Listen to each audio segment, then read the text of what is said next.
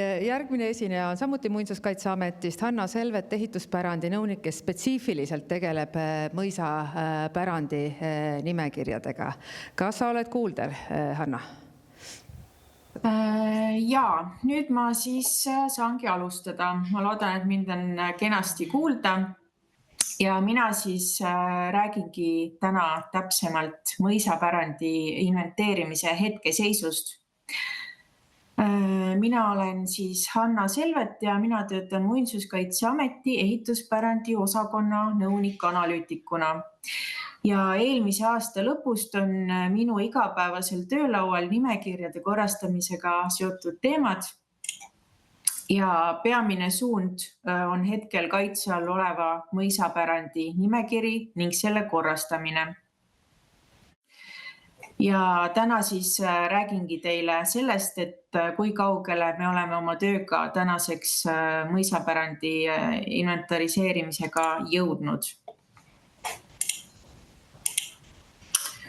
Nii, järgmine slaid läks ette, väga hea.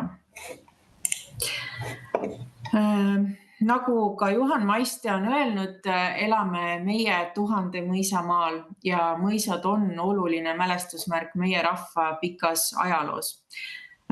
Kindlasti me saame öelda, et mõisapärand on oma osakaalult märkimisväärne kihistus rahvuslikus kultuuripärandis ja seda kõike kinnitavad ka numbrid.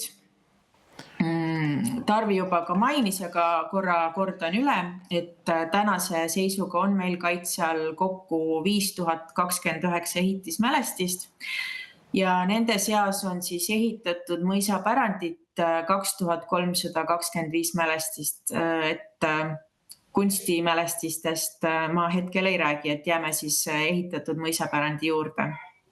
Ja see siis moodustabki veidi üle 46% kõikidest ehitismälestistest ja arusaadavalt siis liigiti on see kõige suurem kihistus ehitismälestiste seas. Ja kõikide mälestiste vaates on ehitatud mõisapärandit veidi üle 9% meie 25 000 mälestisest. Ja neid numbreid vaadates on siis tõenäoliselt kõigile selge, miks alustasime meie siis oma inventeerimise projekti just mõisapärandist. Me peame võtma selle aja, et nimekirju uuesti mõtestada, neid analüüsida, hinnata ja siis samas ka koguda mälestiseks võtmise ettepanekuid ja arvata välja neid mälestisi, mis ei kanna enam täna riikliku kaitse eeldust. Me peame välja selgitama, milline on kõige väärtuslikum, esinduslikum osa meie mõisapärandist. Ja siin taustal üks pilt, mis siis illustreerib seda 1000 mõisamaa tsitaati. See on siis kaart 18. sajandi lõpu mõisakomplekside rohkest Hiiumaast. Ja nende täpikestega on siis kantud mõisakompleksid ja nende seas on siis kõik peamõisad, väiksemad abimõisad, karjamõisad, kirikumõisad ja nii edasi. Nii, järgmine slaid. Aga selleks, et rääkida tänasest nimekirjade korrastamisest ja mõisapärandi inventeerimisest on minu meelest paslik ka veidi rääkida ajaloost. Kui me liigume ajas umbes 100 aastat tagasi, mil võeti vastu esimene muinsuskaitseseadus ja ühes sellega ka nimekiri tollal väärtuslikuks peetud muististega. Ja sel aastal me tähistamegi muinsuskaitseseaduse ja mälestiste nimekirja 100. aastapäeva. Seega võime öelda,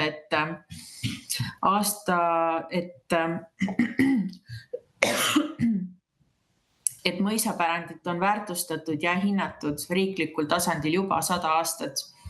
See on väga märkimisväärne arv. Ja toonase 100 aasta taguses nimekirjas tegelikult oli põhirõhk kirikutel, linnustel, arheoloogiamälestistel, küll aga mainiti juba toona mõisapärandit. Ja siin on üks väike selline tore kõrvalepõige. 1926. aasta augustisse, kui Postimehes ilmus lugu Tartu mälestistest. Ma loen kiirelt siit ette ka selle esimese lõigu. Kaitse alla võetavate muinsuste üldarv tõuseb 2000-ni. 3/4 sellest juba kaitse all. Haridusministeerium tegi politsei kaudu korralduse järgmiste muinsuste kaitse alla võtmisest Tartu linnas ja Tartumaal. Nagu näha, siis selles mõttes on ajad muutunud, et politseiga meil enam valdkonnas liiga palju tegemist ei ole, aga mälestiste nimekirjad ja kaitse alla võtmised on meil jätkuvalt teemaks. Nii, nüüd järgmine slaid. Ja nagu ma mainisin, siis esimeses mälestiste nimekirjas oli põhirõhk teistel mälestiste liikidel, aga väärtuslike muististena võeti ka kaitse alla osa mõisapärandist juba toona. Näiteks võib siis tuua mõisakompleksidest Riisipere, Koluvere, Kiltsi. Need on ka siis tänasel päeval mälestiste nimekirjas. Ja sellest artiklist, mida ma teile eelmisel slaidil näitasin, sai ka lugeda, et Tartumaalt võeti nimekirja näiteks Laiuse puidust mõisa peahoone, mis vaatamata oma kaitse staatusele on siiski tänaseks hävinud. Aga täiendusi mälestiste nimekirjas tehti veelgi ja seda siis kuni okupatsiooniaja alguseni. Ja siin fotol ongi siis hävinud Laiuse härrastemaja, mis siis asus Laiuse linnuse vahetus läheduses.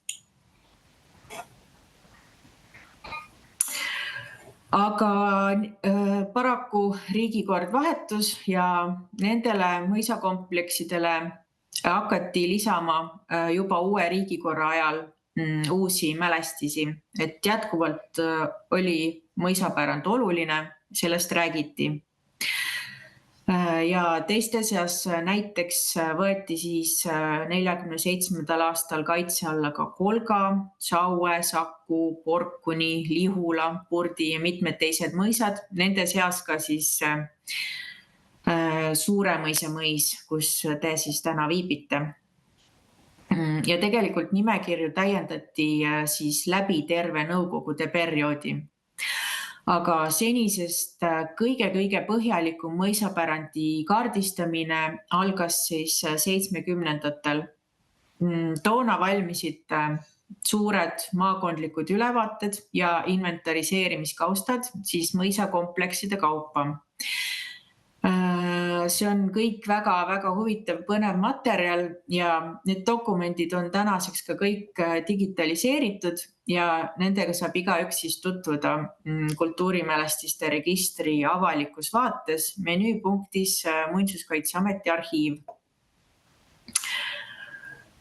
Ja siin juures oleval pildil ongi üks väljavõte Harjumaa maakondlikust ülevaatest 70-ndatest.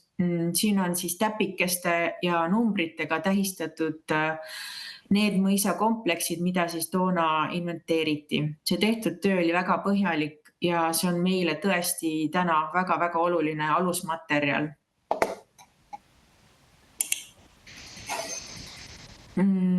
Ja selle tehtud töö põhjal nõukogude ajal koostatigi ettepanekud ja võeti kaitse alla suur hulk mõisapärandist, mis siis varasemalt ei olnud veel kaitstud.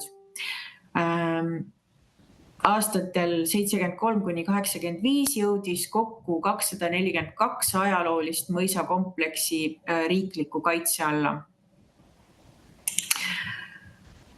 Aga 90-ndate alguses taastas Eesti oma iseseisvuse ja selle järgselt võeti siis teatud möönduseid küll tehes üle mälestiste nimekiri nõukogude perioodist. Tarvi rääkis ka sellest veidi pikemalt, aga taasiseseisvumise järgselt on arvatud juba rida mälestisi nimekirjadest maha, tegelikult on ka lisatud uusi ja andmekvaliteeti on parandatud. On paranenud mälestiste andmed registris ja Maa-ameti kaardil ja tänaseks on siis kaitse all kokku 365 kompleksi. Aga see probleem, millega me täna tegeleme, on see, et kahjuks puudub meil siiski terviklik ülevaade nende mõisakomplekside seisundist ja senimaani on mõisapärandi nimekirja sisuline analüüs tegemata.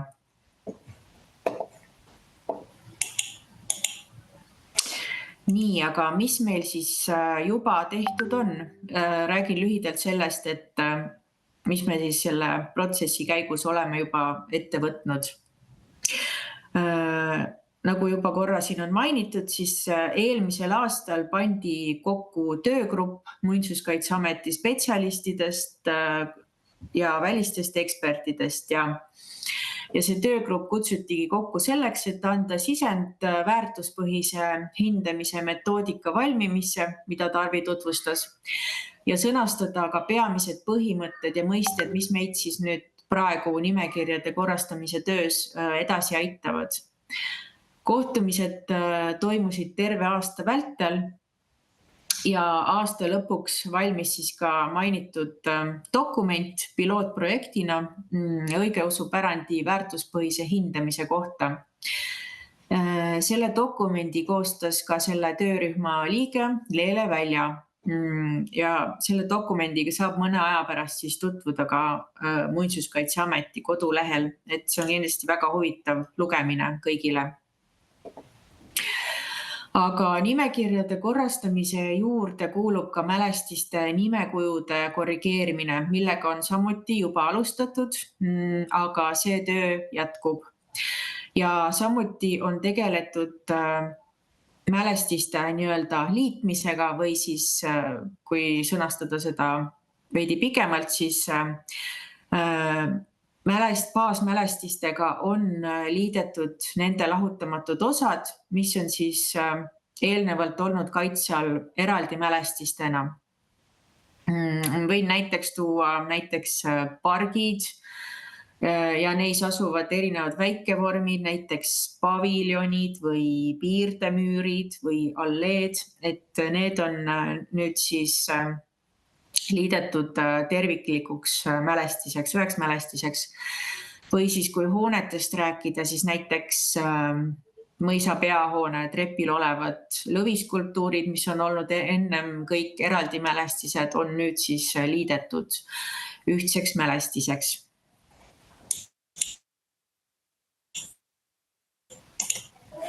Aga mis meil siis veel hetkel tegemisel on ja meie ameti töölaual? Nagu Tarvi juba siin rääkis, siis 2025. aastal alguses valmis siis nimekirjade korrastamise alusdokument, millele tuginedes alustame meie täna siis mälestiste väärtuspõhist hindamist. Ja sellel ma siis enam pikemalt ei peatu, aga enne kui meie jõuame hindamise juurde, on meil vaja läbida ka rida teisi etappe. Nagu mainitud, siis juba viimase 30 aasta jooksul on loomulikult jupphaaval korrastatud mälestiste nimekirju, aga seni pole seda nii terviklikult ette võetud, mistõttu on meil täna vaja tegelikult kogu protsess disainida selle esimesest sammust alates. Ja selle protsessi nullist disainimisega me hetkel jõudsalt tegeleme. Ja siin on väike graafiline pilt ka nendest protsessi osadest, mis siis illustreerivad neid töölõike, mis meil tuleb läbida enne siis lõpptulemuseni jõudmist. Ja kui nüüd rääkida sellest, kus me täna oleme, siis ma ütleks, et me oleme võrdlemisi protsessi alguses, ehk siis me oleme siin selle vasakpoolse pallikese juures ja valminud on niinimetatud mõisapärandi ematabel, mis siis on see alusandmete kogumine. Ja sinna tabelisse on siis hetkel kogutud kõik mõisapärandi ehitismälestised ja nagu ma ennist mainisin, on neid üle 2300 objekti. Ja see suur ematabel koondab siis endas mälestiste andmeid kultuurimälestiste registrist, Maa-ameti kaardilt, infot maakonnanõunikelt ja siis nende kaudu ka kodanikelt ja koondab endast infot paikvaatlustest ja loomulikult ka arhiivist. Ja see suur mõisapärandi koondtabel on siis meile see väga hea tööriist alustamaks juba sügavamat analüüsi nii hoonetüüpide kui ka komplekside kaupa. Kui me räägime mõisapärandist, siis räägime me kindlasti selle kompleksi väärtusest. Ja seetõttu erineb kogu analüüsi ja hindamisprotsess mõnevõrra näiteks elamute, kirikute või teiste üksikobjektide käsitlemisest. Ja täpsemalt on meil siis plaanis koostada ülevaatlikult ankeedid mõisakomplekside kohta, milles on lühike ülevaade siis ajaloost, võrdlus varasema ja tänase seisukorra vahel ja siin on siis väga heaks abimeheks need nõukogude perioodil koostatud inventariseerimiskaustad. Ja loomulikult ankeet sisaldab ka ülevaadet ajaloolisest ja tänapäevasest kaardimaterjalist ja muidugi lisanduvad ka meie töögrupi kohapealsed paikvaatlused. Ja samas liigume me ka paralleelselt edasi hoonetüüpide analüüsiga. 2025. aasta lõpuks on meil siis plaanis analüüsida peamiselt mõisaelamuid ja nende seas on siis peahooned, meistrite majad, moonakate majad, valitsejate majad, teenijate majad ja teised mõisaelamud. Nii, aga mis on see tulemus, kuhu meie tahame täna jõuda? Meie praegune eesmärk on siis seatud sihiga, et mõisapärand läbib ülevaatuse, hindamise ja andmete paranduse siis 2026. aasta lõpuks ja selleks ajaks peaks olema käima lükatud ka menetlusprotsess.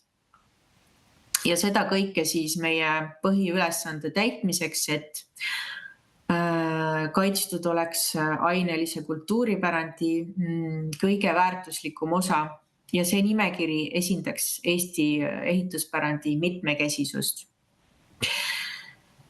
Ja siia lõpetuseks panen veel ühe kauni pildi baroksest Jägala mõisa peahoonest.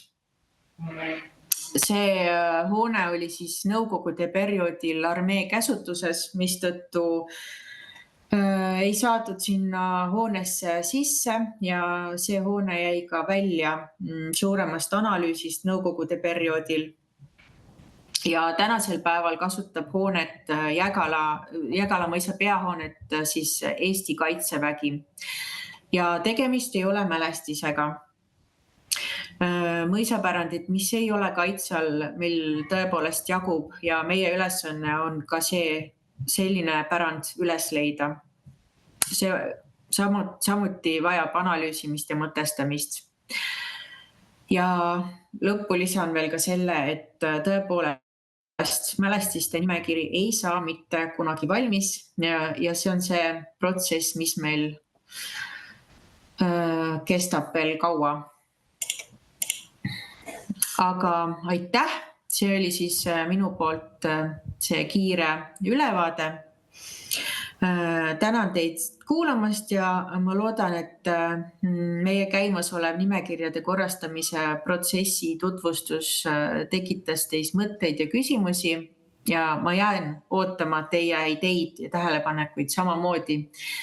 Et lisasin siia slaidi lõppu ka enda kontaktandmed, nii et kirjutage ja helistage, kui teil on mingeid häid tähelepanekuid.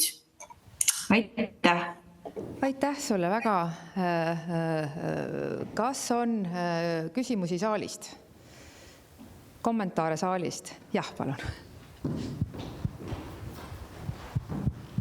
Kas te võiksite lühidalt seda nimekujude korrigeerimise, mis ideoloogia alusel seda plaanitakse teha? Jaa, see protsess on juba käima lükatud. Ma siis kiirelt räägin nendest mõnedest põhimõtetest, mis meil on. See on see, et plaanitakse välja võtta mälestiste nimedest dateeringud, et praegu on väga-väga suur hulk mälestisi, kus on lisatud juurde siis kas sajand või aastaarvud, aga tegelikult on need ebatäpsed, et need ei vasta tegelikkusele. Ja samuti on meil näiteks Tallinna linnas või Tartu linnas on mitmeid elamuid, kuhu on lisatud ka aadress, aga teadupärast aadressid muutuvad, need on ebatäpsed. Ja mis puudutab nüüd mõisapärandit, siis näiteks on selgunud, et mingeid hooneid on valesti hinnatud või siis selle hoone kasutus ei ole täpne, ehk siis, et näiteks kaitse all on mingi aednikumaja, aga tegelikult on tegemist olnud hoopis härraste maja, mingi lustimajaga või midagi sellist, et neid mälestiste nimesid on tarvis täpsustada. Aitäh ja üks küsimus veel. Ole hea, ajaloolist hoonet Ümarlaua poolt tegelikult me ühe märgukirja teile kirjutasime ka ja metoodika on ilus, ladus, aga sealt on meie mõistes välja jäänud üks selline termin nagu on omanik, keda on märgitud selle 3 korral. Et mismoodi ja kui palju plaanite omanikku kaasata, see tegelik on ju see, et otsused käivad koormiste kohta eraomaniku vara üle. Jaa, omaniku esimene kontakt meie ametiga on loomulikult maakonnanõunik. Ja maakonnanõunik annabki meile selle sisendi, mis siis tema kogub omanikuga suhtluses. Ja samuti on meil kokku kogutud omanike poolsed kirjad, mis on ametisse tulnud ettepanekutega siis mingid hooned nimekirjast maha arvata või mingid väga erilised hooned hoopis nimekirja lisada, et meil on need kõik ettepanekud kogutud ja põhiline kontakt omanikuga ongi siis maakonnanõunik ja nende kaudu saame me nii-öelda selle omaniku tagasiside ka endale kätte. Aga kui see protsess käima läheb, menetlus käivitub, siis selleni läheb veel kindlasti mitu aastat ja loomulikult kaasatakse kõiki huvigruppe. Ja loomulikult kõige olulisem ka, et omanikud oleksid selle protsessiga kursis. Üks küsimus veel, jah. Tuletornid Eestis on kaitse all, aga tuletorni kompleksid, mis olid nende tuletornide teenindamiseks, neid on väga vähe vist kaitse all, kuigi väga paljud on säilinud ja puitkompleksid veel. Et põhimõtteliselt oleks viimane aeg ka need liita nii-öelda tuletornidega, et nad oleks kaitsealused. Ja see on väga õigustatud tähelepanek ja me kindlasti hindame ka tuletorne kompleksidena, sest need on väga hea tervik. Et näiteks Vormsi saare mõisa, ma räägin ikka mõisadest, et Vormsi saare tuletorni kompleks on ka tervikuna, et seal on kõrval mitmed abihooned, mis on kaitse all, aga kindlasti on neidki veel, mis ei ole kaitse all ja need nüüd selle analüüsi käigus vaadatakse üle, tehakse ettepanekud. Ma lõpetuseks, tere Hanna, Riin Alatool olen. Ma loodan, et su kolleegid ja ülemused on sulle tutvustanud ka Eesti Kunstiakadeemia tööd praegult mõisaportaali kallal, millest oleks sulle suurt tolku, et ma loodan, et sa leiad aega pärast kuulata oma ettekannet ja siis suhtleme pärast seda edasi. Ja, ikka. Suur aitäh sulle veel kord. Aplaus.